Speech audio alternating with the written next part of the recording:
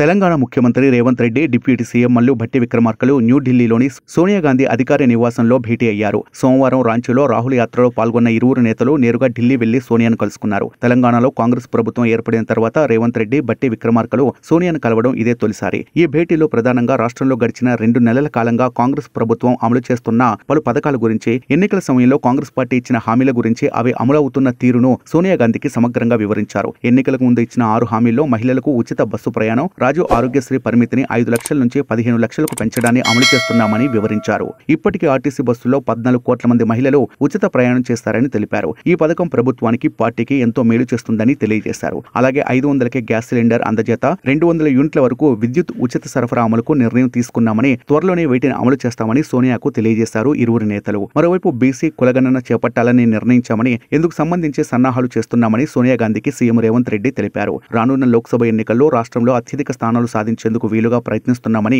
ఇందుకు సంబంధించి ఇప్పటికే అన్ని రకాలుగా సన్నాహాలు పూర్తి చేసినట్లు సోనియాకు వివరించారు. అలాగే రానున్న లోక్సభ ఎన్నికల్లో తెలంగాణ నుంచి పార్లమెంటుకు పోటీ చేయాలని సోనియా గాంధీకి విజ్ఞప్తి చేశారు. తెలంగాణ నుంచి పోటీ చేయాలని కోరుతూ ఇప్పటికే పీసీసీ తీర్మానించిన విషయాన్ని సోనియా గాంధీ దృష్టికి తీసుకెళ్లారు. రేవంత్ రెడ్డి, భట్టి విక్రమార్క వెంట మంత్రి పొంగులేటి శ్రీనివాస్ రెడ్డి కూడా సోనియాను కలిశారు.